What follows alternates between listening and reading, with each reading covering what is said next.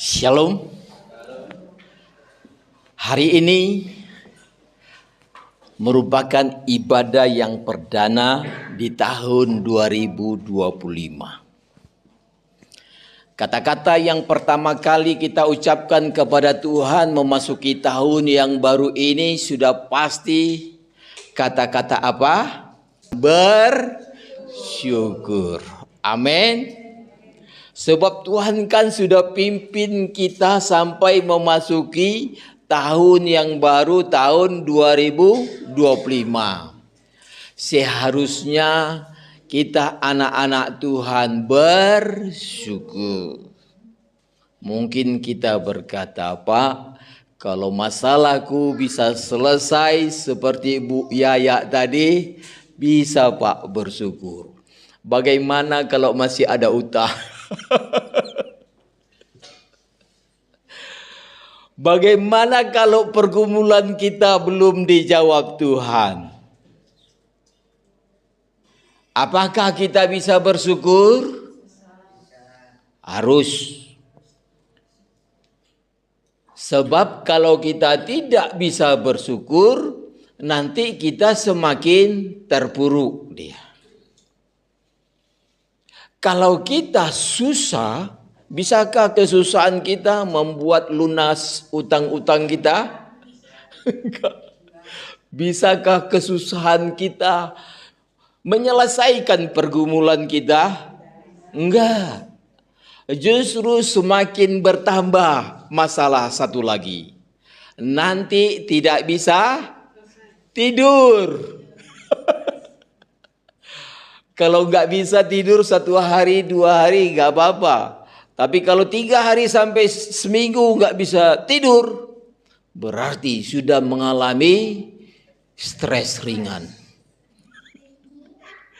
Kalau berkelanjutan nggak bisa tidur, berarti mengalami stres berat. Dan kalau itu terus berkelanjutan lagi, bahaya Pak. Bahaya itu Bu. Itu sebabnya sungguh pun di tahun 2024 kita menyisakan ada banyak masalah yang belum dijawab Tuhan, ada banyak pergumulan yang belum ditolong Tuhan. Tetap sebagai anak Tuhan kita harus didikan Tuhan ini salah apa benar? Sudah pasti didikan Tuhan gak pernah salah. Amin. Sudah pasti didikan Tuhan mendatangkan kebaikan bagi kita. Itu sebabnya Bapak Ibu Saudara yang terkasih. Sungguh pun kita menghadapi banyak pergumulan, banyak masalah. Katakan kepada dirimu, aku harus tetap bersyukur. Sebab itu pilihan yang terbaik. Sungguh pun bagiku itu pahit, enggak enak. Tapi aku harus belajar bersyukur. Sebab didikan Tuhan dalam firman-Nya kepada kita. Tetap bersyukur. Di dalam Tuhan tidak ada kamus bersedih, enggak ada bersusah, enggak ada bersungut-sungut. Tapi yang ada selalu bersyukur. Tetap ingat ini. Tetap ingat. Jadi kalau kita menghadapi masalah yang berat, kata-kata yang pertama kita ucapkan, aku harus bersyukur. Ketika kita bisa bersyukur, hati dan pikiran kita tenang. Baru nanti kita akan melihat pertolongan Tuhan yang menyelesaikan masalah kita. Ketika kita menghadapi masalah seperti yang dikatakan Ibu Yaya, kita nggak tahu jalan keluarnya. Tapi ingat, Bapak Ibu Saudara yang kekasih, masalah itu atas seizin Tuhan dan Tuhan yang tahu jalan keluarnya. Kita ini tahu jalan keluarnya setelah selesai kan? Setelah masalah itu ditolong Tuhan. Tadi Ibu Yaya baru kan tahu kan? Pertolongan Tuhan itu setelah lunas utang. Tapi waktu menghadapi masalah gak tahu ya Bu ya. Ketika kita gak tahu jalan keluarnya itu yang membuat kita pusing.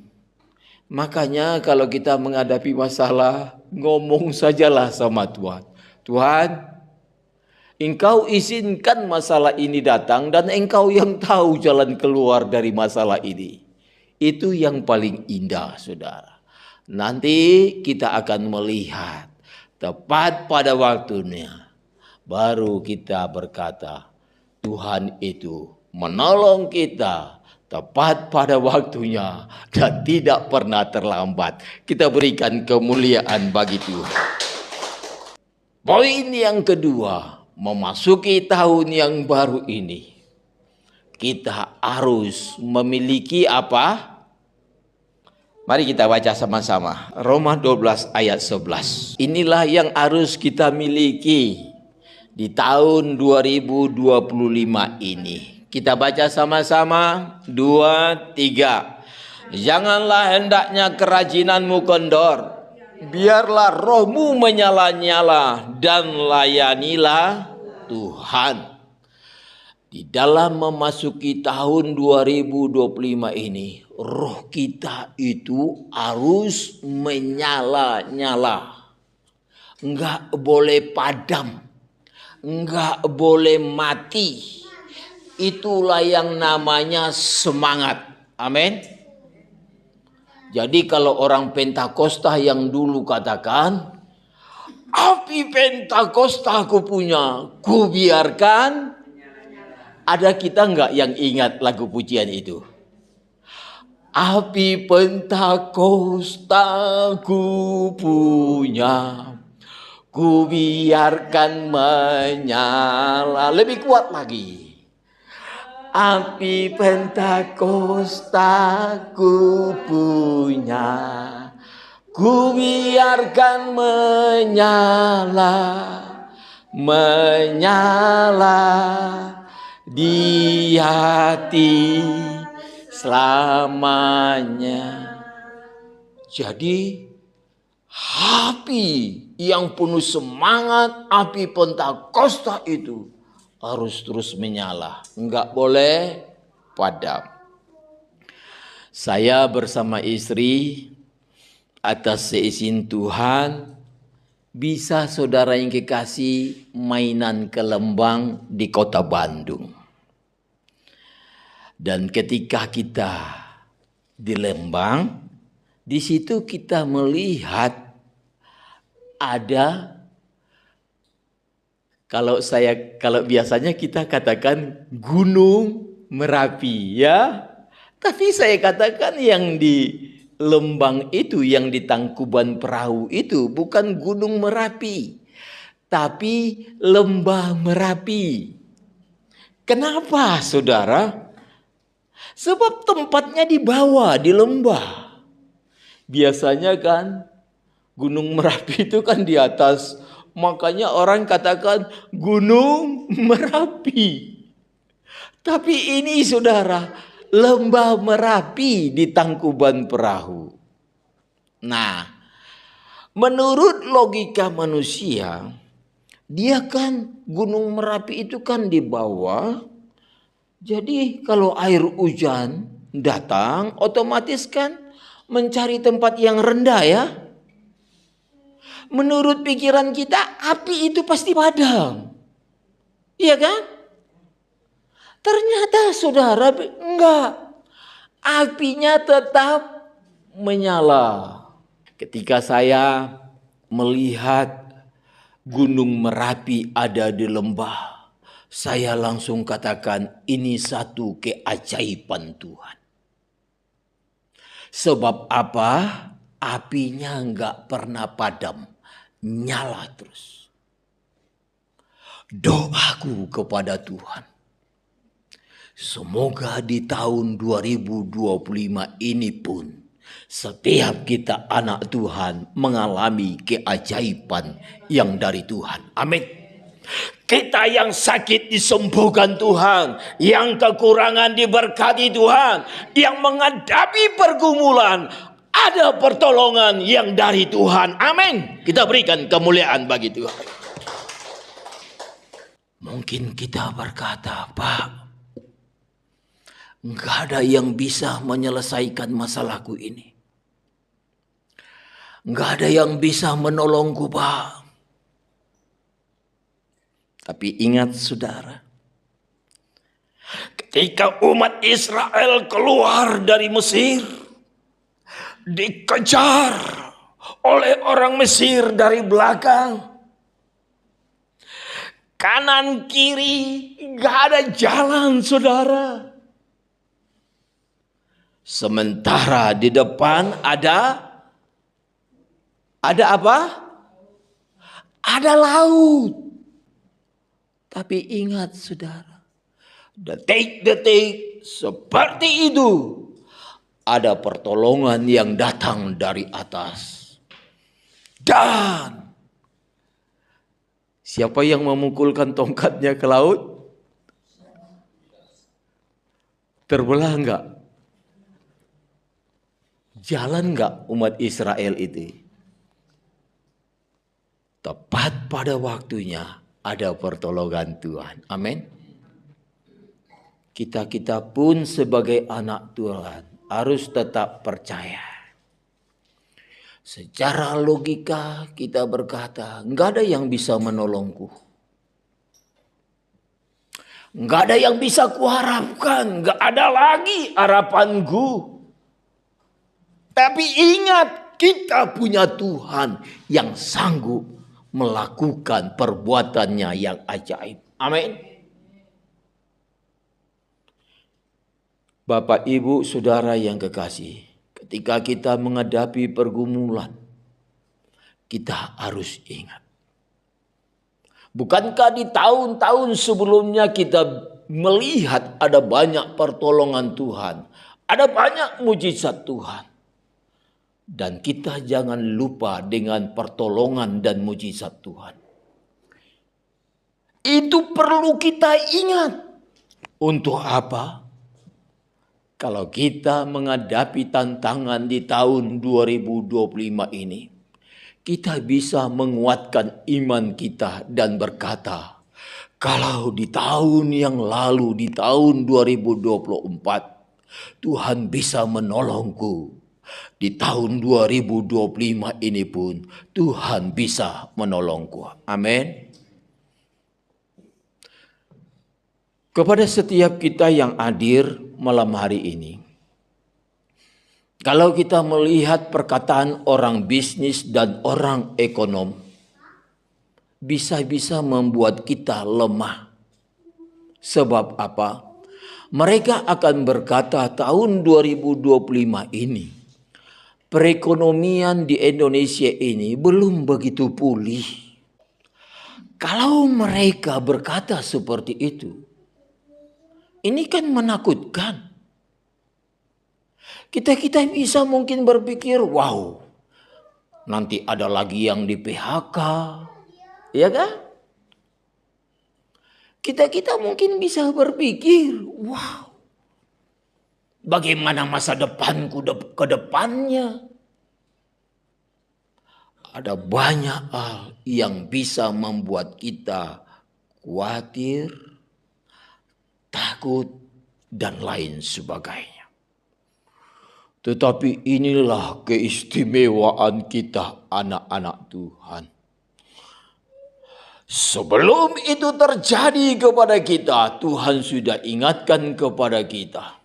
Jangan khawatir apa yang kau makan, minum, pakai. Semua manusia membutuhkan itu. Oleh sebab itu Tuhan katakan dalam Matius 6 ayat 33, carilah dahulu kerajaan. Ada jawaban kan? Kita mungkin berkata, Pak, firmannya wis dapat, Pak. Tapi jawabannya belum. Perkatakan terus dalam nama Yesus. Kalau aku mencari Tuhan, apa yang kuinginkan akan diberikan Tuhan. Amin. Perkatakan. Kita anak-anak Tuhan ini harus suka memperkatakan firman Tuhan. Sebab ketika kita memperkatakan firman Tuhan itu, kita sedang menguatkan iman kita. Dan ini saudara yang kekasih, sudah dicontohkan oleh Raja Daud ketika dia hidup dalam kesesakan. Bayangkan ya, seorang raja bisa hidup dalam kesesakan ya. Kalau raja bisa hidup dalam kesesakan, kira-kira kita yang hidup di bawah garis kemiskinan bisa nggak menghadapi kesesakan? Raja saja bisa menghadapi kesesakan. Makanya saudara, ketika kita menghadapi masalah, jangan berpikir hanya kita yang menghadapi masalah. Semua manusia ini pernah menghadapi masalah. Amin. Jadi ketika masalah itu datang, saudara jangan larut dalam kesedihanmu. Kadang-kadang kita ini terlalu mengasihi diri kita. Lawan itu saudara. Ketika kita susah itu, balikkan keadaan itu. Ada banyak orang yang lebih susah dariku. Aku harus berbuat sesuatu. Amin. Sebab kalau kita mengasihi diri kita sendiri, semakin terpuruk kita. Saya belajar saudara yang dikasih dari Daud ketika menghadapi masalah. Dia hidup dalam kesesakan. Dan dia menguatkan imannya. Ini saya ambil saudara. Jadi ketika saya dalam kesesakan, dalam pergumulan, saya sering sekali mengucapkan firman Tuhan di 1 Korintus 10 ayat 13.